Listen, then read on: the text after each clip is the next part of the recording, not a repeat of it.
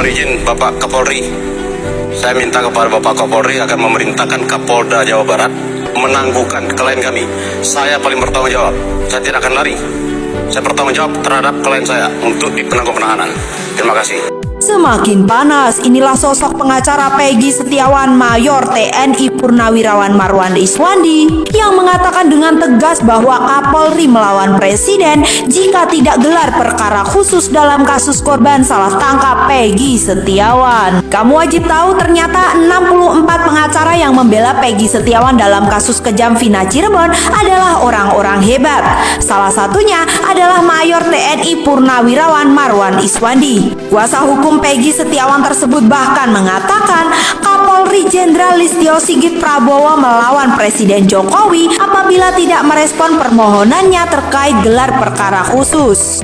Sejak awal kan saya sampaikan, usut tuntas.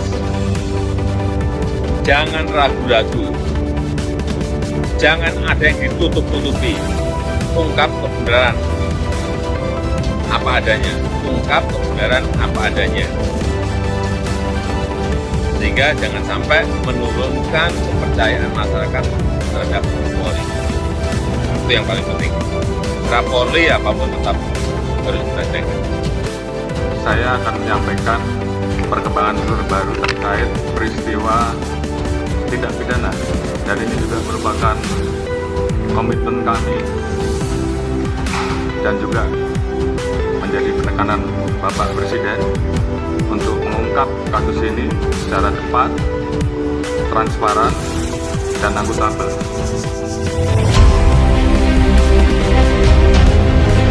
Viral terbongkar, Linda pembunuh Vina, Presiden Jokowi dan L. Sigit berhasil temukan rekaman CCTV Vina Cirebon 2016. Edar rekaman CCTV kasus pembunuhan Vina Cirebon terpasang di 3 lokasi.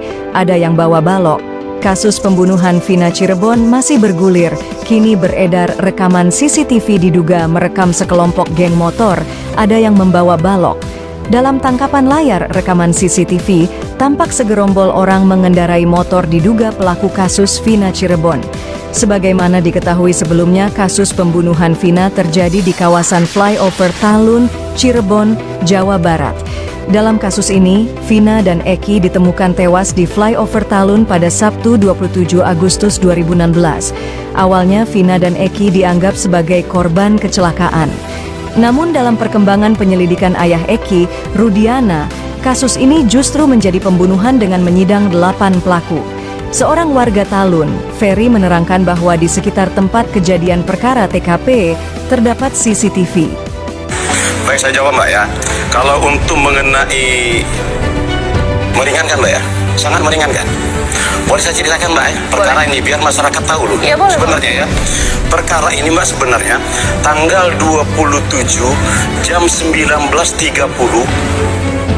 menurut dari putusan pengadilan ya, kelompok ini minuman keras di depan SMP 11. Setelah itu sekitar jam 20 si Andi mengatakan, bercerita kepada mereka lagi minum ini kalau mereka punya masalah ke grup geng motor Ektesi. Nah, saat itulah mereka ini mau mencari geng motor Ektesi. Nah, sekitar jam berapa itu, jam 21 atau jam berapa saya lupa, tapi tidak jauh dari jam itu, si Eki lewat menggunakan jaket Ektesi, dikejarlah sama kelompok ini. Terjadi sehingga menurut dari putusan dari pengadilan terjadi pengeroyokan di lahan yang kosong. Ini menurut putusan ya. Menjadi aneh bagi saya, ini aneh bagi saya, si Andi yang tadi ini kan pasal 340 pembunuhan berencana, motivasinya adalah karena Andi tadi sakit hati kepada grup Ektesi. Nah, sementara sekarang ini Andi ini menurut pihak kepolisian dikatakan adalah fiktif, dianulir. Berarti perkara ini adalah perkara fiktif, tetapi menahan orang 8 orang lebih. Bahkan klien saya akan ditahan juga, akan dipenjarakan juga, menjadi tahanan seumur hidup. Ini sangat berbahaya sekali, menurut saya sangat berbahaya sekali penegakan hukum seperti ini. Makanya saya minta kepada Kapolri, tolong ya, supaya masyarakat ini di kalangan bawah, beberapa kali saya meminum kopi atau saya makan di warteg, mereka terus mengeluh sama saya, Bang, tolong perjuangkan Peggy, jangan sampai nanti terjadi, Bang, seperti ini lagi. Ada kasus yang ini kami dikorbankan, kami orang yang tidak punya, gitu. Sebentar Pak Marwan, maksudnya Bapak mengatakan bahwa ini kecelakaan, bukan penganiayaan dan juga pengeroyokan, begitu? Nah, disinilah keprofesionalan polisi yang salah. Dari awal kejadian perkara, seharusnya itu diotopsi.